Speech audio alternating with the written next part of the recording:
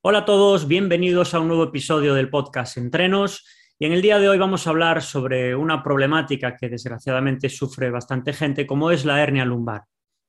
Como todos sabemos, muchas veces cuando una persona tiene molestias en la parte baja de la espalda y acude a un médico y éste le dice le diagnostica que tiene una hernia lumbar, pues esa persona suele asustarse, suele alarmarse y suele pensar también que esa hernia va a estar ahí toda su vida y que le va a condicionar tanto su vida cotidiana como la práctica de ejercicio físico, ¿no? Entonces, en el día de hoy me gustaría hablar sobre datos estadísticos para ubicar un poco esta problemática y hablar sobre factores de riesgo que puedan favorecer que aparezca una hernia y también hablar sobre cuál es el ejercicio físico ideal para las personas que sufren de hernia lumbar, ¿no? Lo primero, me gustaría lanzar una serie de datos estadísticos y es que tenemos que saber que el 80% de la población mundial va a sufrir un episodio de dolor lumbar al menos una vez en su vida. Es decir, esto es para que nos hagamos una idea de que prácticamente es una epidemia y que sepamos pues, que es algo que poca gente se va a librar, que es bastante común el dolor lumbar. Además, sabemos que actualmente, ahora mismo, un 20% de la población mundial está sufriendo de dolor lumbar. Pero tenemos buenas noticias y es que en el 90% de los casos de dolor lumbar va a haber una evolución natural favorable. Quiere decir que sin necesidad de una atención exhaustiva o con medios muy específicos, pues que ese dolor se va a resolver y casi en el 90% de los casos, es decir, en la gran parte de los casos de problemas de hernia lumbar no es grave. Además, en el 2% de los casos hay una patología de gravedad que debe valorarse médicamente con profundidad, simplemente en un 2%, es decir, que en casi todos los problemas lumbares se resuelven sin ningún tipo de complicación. Tenemos que hablar de qué es una hernia. Para que se entienda, bueno, sabemos que la columna vertebral está compuesta por vértebras y entre cada una de las vértebras hay un disco intervertebral, que es como una almohadilla que se encuentra entre cada vértebra, ¿no? Además, lo que hace ese disco es unir una vértebra con otra. El disco va a actuar amortiguando fuerzas, absorbiendo impactos y es de gran importancia para la estabilidad y la movilidad de la columna. Además, la altura de ese disco intervertebral pues es un factor muy importante para determinar la movilidad de la columna. Cuanto menos altura tenga el disco, pues peor, ¿no? La hernia discal tiene lugar cuando el núcleo pulposo del disco, el núcleo pulposo es la parte central del disco, pues cuando ese núcleo pulposo se desplaza hacia atrás, hacia la parte externa, puede comprimir una raíz nerviosa y ahí va a generar dolores irradiados sobre todo al miembro inferior, que es lo que se conoce como radiculopatía. La hernia discal más común es entre las vértebras lumbares L4, L5 y L5S1, ya que estos son digamos, las zonas con mayor movilidad y a la vez también son las zonas en donde recae gran parte de las fuerzas que se generan, ¿no?, a lo largo del día. ¿Cómo es el mecanismo lesional de una hernia? Bueno, pues hay dos maneras de lesionarse. Una es por un traumatismo y otra por sobreuso. Cuando es una lesión traumática, esa lesión ocurre cuando hay una carga aplicada que excede el umbral de tolerancia del tejido. Es decir, todos los tejidos tienen una capacidad de tolerancia. Cuando ese tejido es, digamos que, atacado por una carga que excede ese umbral de tolerancia, pues se puede generar una lesión, ¿no? Es por eso que un único estímulo de mucha intensidad por sí solo puede producir una lesión. Es decir, una carga que es lo suficientemente grande y aplicada una vez, sin duda puede resultar en una lesión, por ejemplo, pues puede ser una caída o un accidente de tráfico, ¿no? Luego están las lesiones por sobreuso. Las lesiones por sobreuso son las más habituales, es en la gran mayoría de los casos. Y en este caso, si el estímulo se repite constantemente, pues el nivel de tolerancia del tejido va a bajar. Es decir, si nosotros estamos constantemente estimulando al tejido con una carga que es constante y que no tiene prácticamente descanso, pues el tejido al final lo que hace es bajar su umbral de tolerancia. Es decir, lo que al principio no produce una lesión, pues de repente la va a producir por esa bajada de capacidad de tolerancia del tejido que no lo dejamos descansar y está sometido constantemente a cargas. Entonces, debido a la sobreexposición mecánica que se produce en ese tejido va a cambiar sus características y se va a lesionar.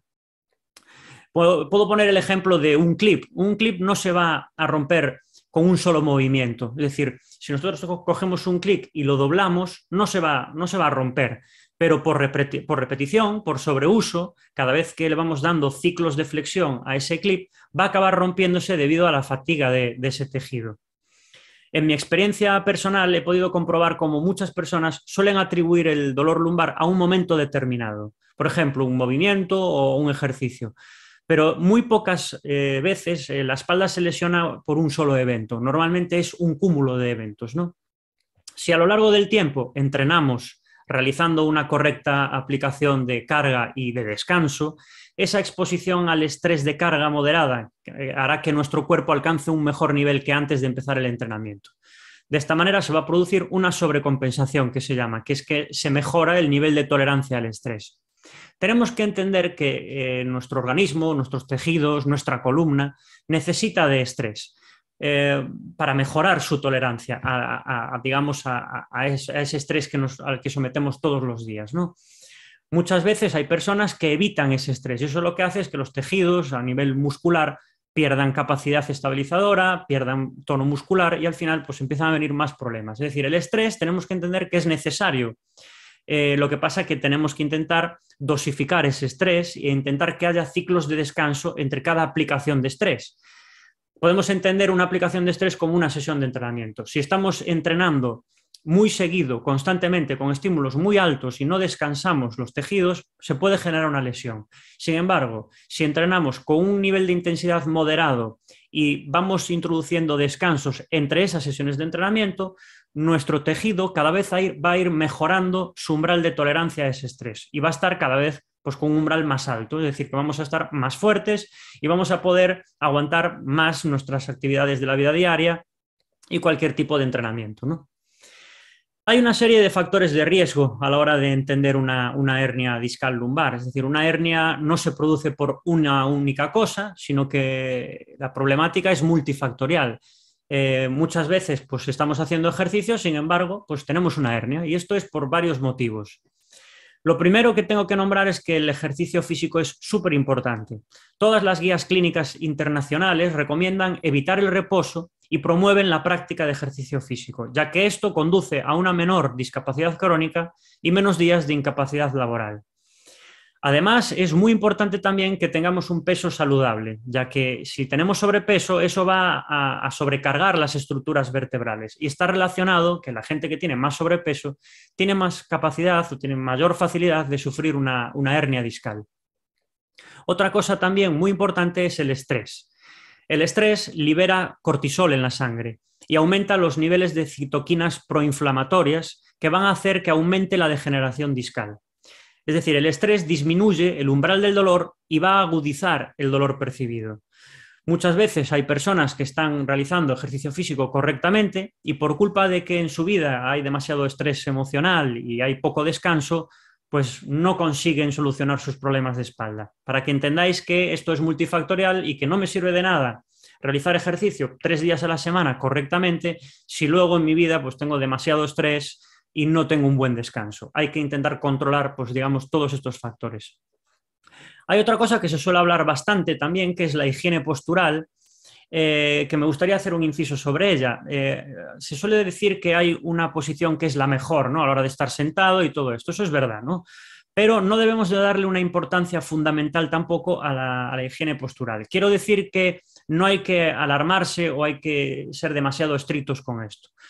Lo problemático es cuando hay posiciones mantenidas durante largos periodos de tiempo. Es decir, una persona que está durante mucho tiempo sentado va a tener problemas y una persona que está durante mucho tiempo de pie también. La postura ideal es la que se puede variar. Es decir, que por eso se recomienda que si tu trabajo estás mucho tiempo sentado, pues que pongas una alarma o una referencia de tiempo para que cada cierto tiempo pues, te levantes y camines un poco. Y a la vez, el que está mucho tiempo de pie, pues que cada cierto tiempo pues se siente, ¿no? Al final, lo ideal es intentar tener variedad postural porque no hay una única postura ideal, hay que intentar variar y ese es lo que nos va a dar el éxito a ese nivel. Fumar también es algo que no nos va a ayudar porque se sabe que fumar inhibe el flujo sanguíneo y lo que va a hacer eso es restringir el aporte de oxígeno a los tejidos y eso incluye también a los discos. Con lo cual, Además de muchas otras cosas, o sea, evitar el fumar nos va a ayudar también a evitar problemas lumbares, ¿no? Por último, también sabemos que la alimentación es un factor muy importante a controlar para prevenir problemas de espalda, porque intolerancias o personas que sean celíacas van a tener dolor por inflamación de algún órgano.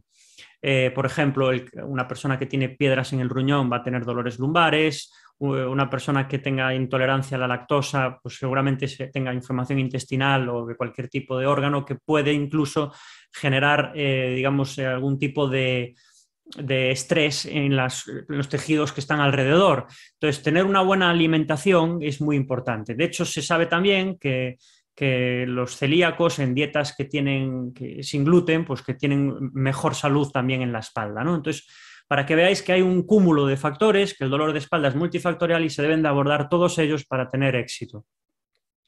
Quiero hacer ahora también un pequeño inciso sobre las pruebas de imagen, porque obviamente cuando nos duele la espalda y queremos saber por qué nos duele, y muchas veces pues, las personas solicitan pruebas de imagen para tener esa causa, ¿no? De qué es la que nos produce el dolor.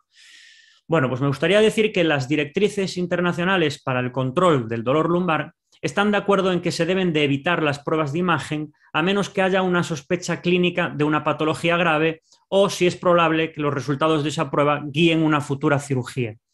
Aquí vamos a hacer una pausa porque lo que quiero hablar es cuándo se considera que un dolor de espalda es grave. Como dije, cualquier profesional de la salud debe tener como primer objetivo en una entrevista inicial descartar una patología de gravedad, como puede ser un proceso inflamatorio sistémico, una infección, un proceso tumoral, etc. Algunos de los síntomas que voy a decir ahora, asociados entre sí, pueden sugerir que haya que derivar a esa persona a un profesional médico. Estos síntomas son dolor constante o no variable, la naturaleza no mecánica del dolor, es decir, que no es provocado por posturas o por movimientos, el dolor nocturno, cuando no cesa mediante ningún cambio postural, la rigidez matutina, una historia previa de cáncer, una edad superior a 50 años o un empeoramiento del estado de la salud general, como puede ser la pérdida inexplicable de peso o fiebre. Además, los siguientes datos de alarma también pueden hacernos derivar a la persona a un especialista médico, como puede ser un traumatismo reciente, una manipulación instrumental en una cirugía, pérdida de fuerza en miembros inferiores, alteración de esfínteres, que perdamos, digamos, el control sobre pues las ganas de orinar y todo esto, o una masa abdominal. Hay que tener en cuenta que si una persona no mejora o empeora su dolor después de un tratamiento conservador durante un tiempo máximo de 30 días, puede ser indicativo de patología grave o de un fallo en el diagnóstico, por lo que será necesario derivarla a un profesional médico, ¿no? El 30% de la población sin dolor lumbar tiene imágenes de resonancia magnética anormales, es decir, hay veces que la persona tiene una resonancia magnética, tiene una prueba de imagen en donde se determina que tiene hernia y muchas veces la hernia no es la causa de ese dolor. Este es el dato que os quería dar ahora, para que veáis, el 30% de la población que no tiene dolor lumbar tiene una imagen de resonancia magnética en donde se puede ver una hernia. Y esto aumenta con la edad. Cuanto mayores somos, pues mayor probabilidad de que nos hagan una resonancia magnética y nos detecten una hernia. Por lo que quiero decir que la hernia muchas veces, en algunos de los casos, no es la causa del dolor, ¿no?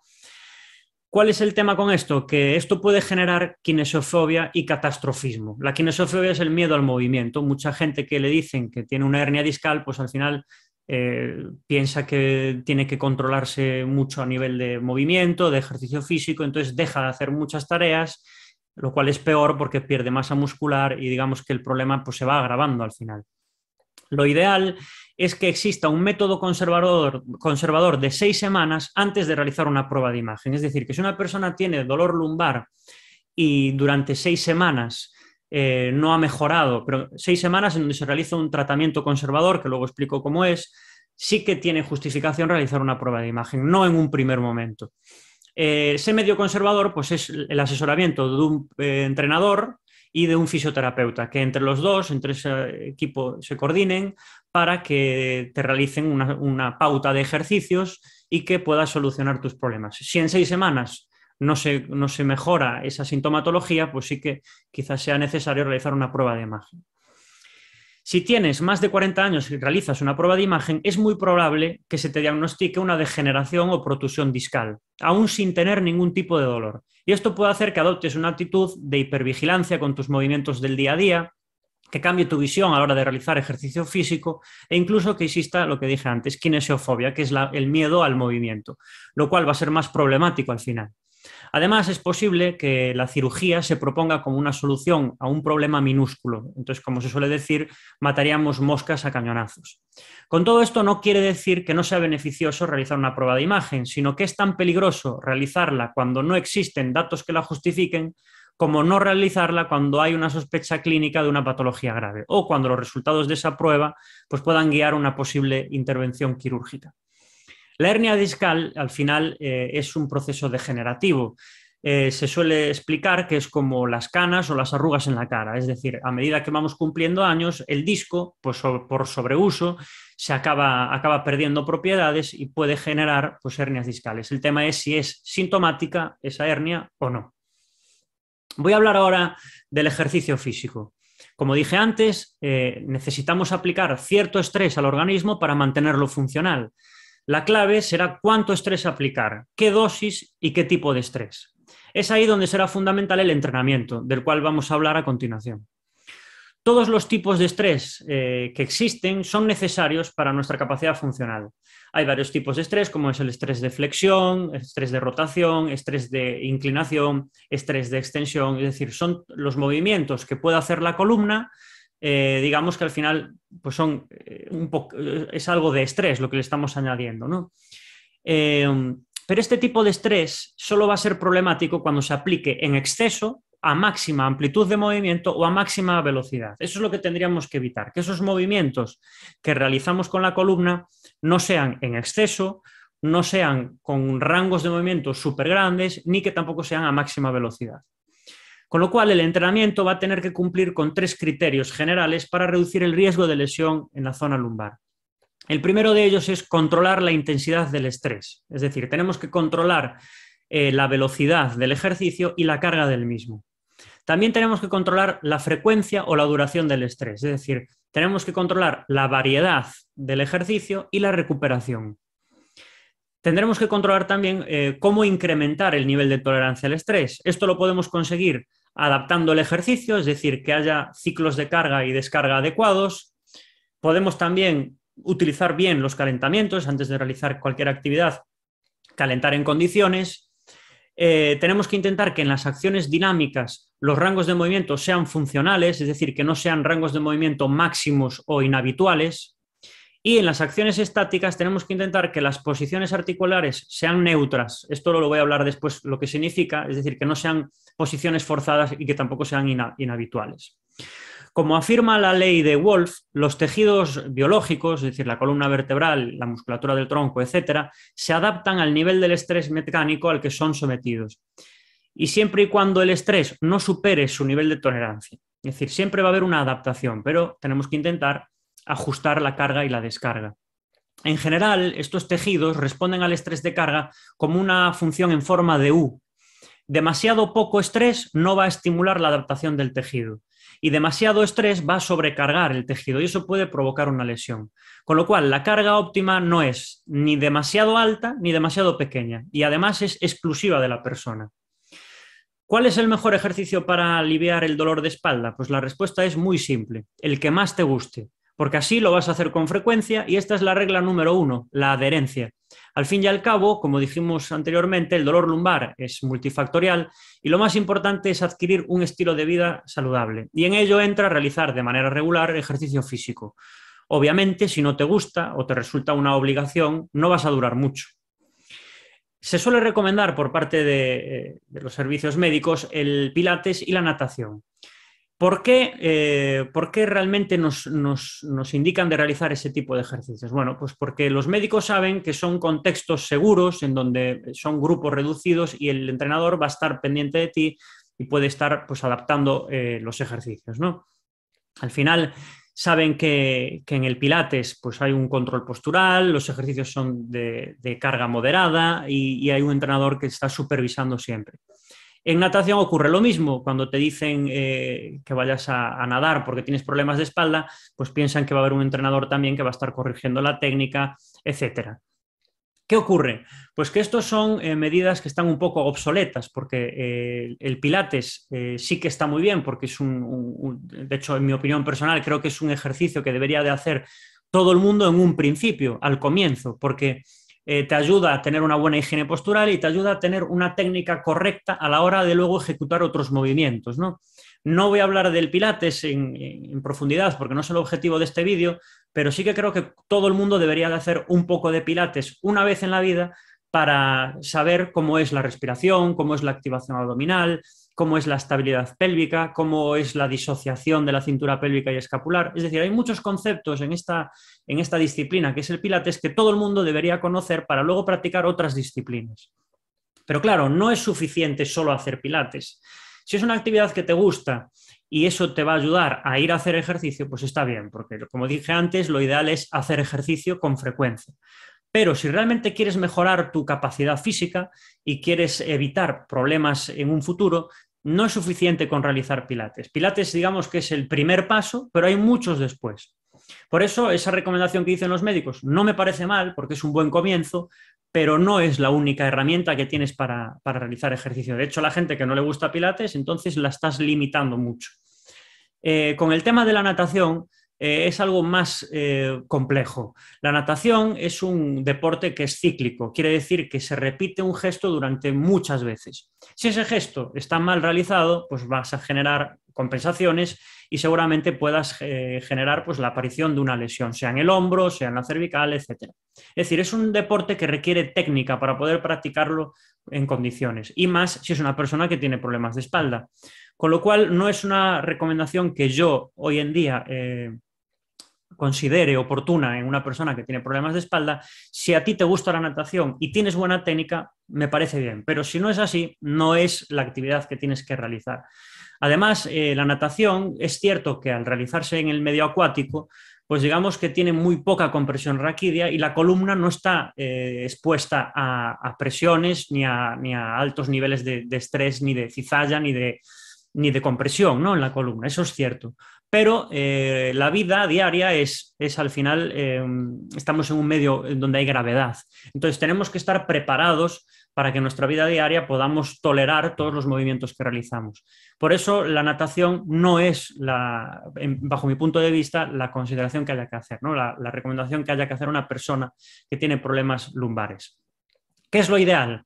Pues voy a hablar ahora sobre cómo entrenar el core, que es la zona abdominal, la zona lumbar, los oblicuos, el glúteo, el suelo pélvico. Bueno, el core digamos que es el centro del cuerpo, que está formado por varios músculos, pero creo que tiene mucho interés el entrenamiento abdominal, porque realmente la gente cuando le dices tienes que hacer abdominales siempre piensa en el típico ejercicio de encogimiento abdominal, de crunch abdominal, y me gustaría dar ahora una serie de consejos para las personas que sufren problemas de espalda, cómo realizar el abdominal con seguridad.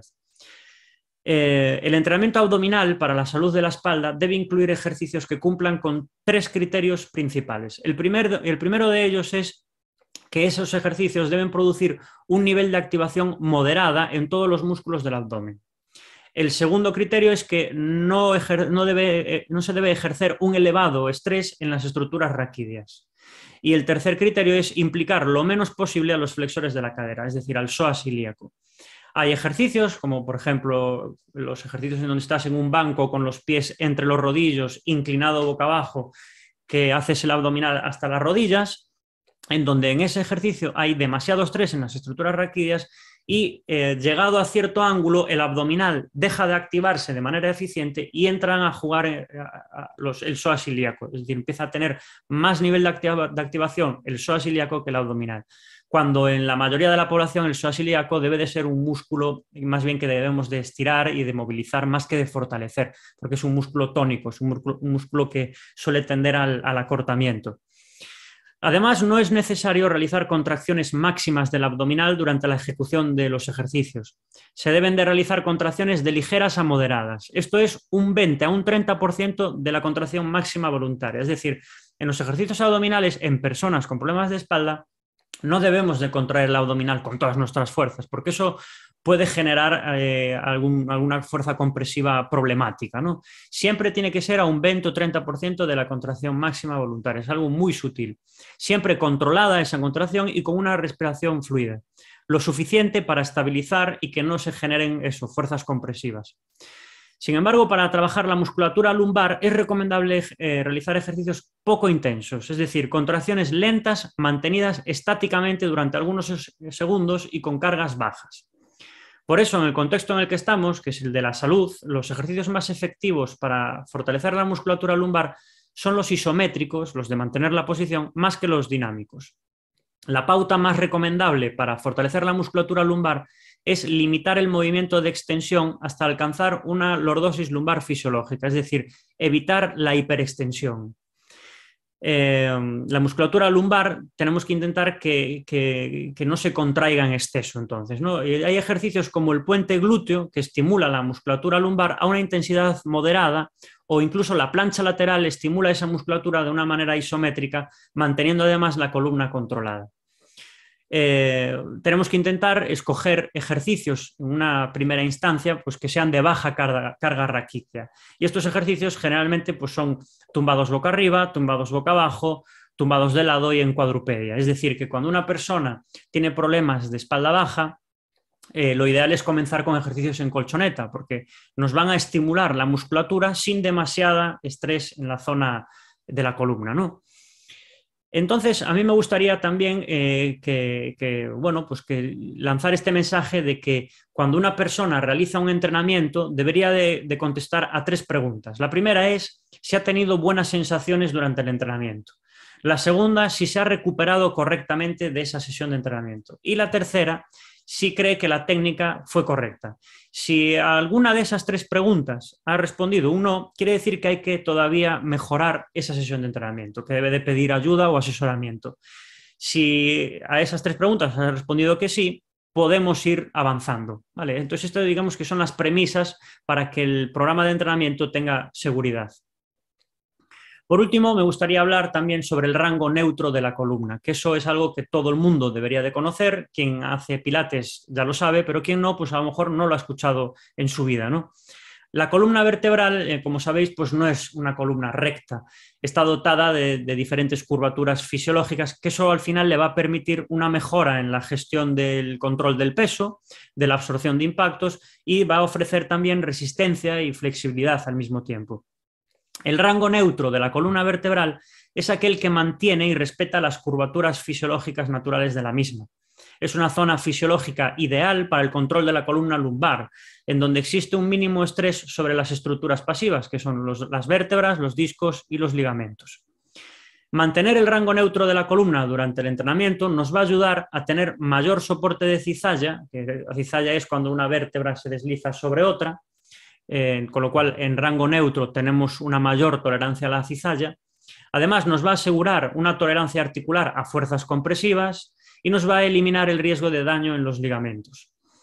Cuando hablo del rango neutro de la columna, muchas veces pues, suelo poner como ejemplo cuando una persona está levantando un peso y tiene la espalda doblada, eso es flexionar la columna, ¿no? Pues eso cuando estás manipulando cargas importantes, pues con el paso del tiempo puede generar una lesión y una hernia discal.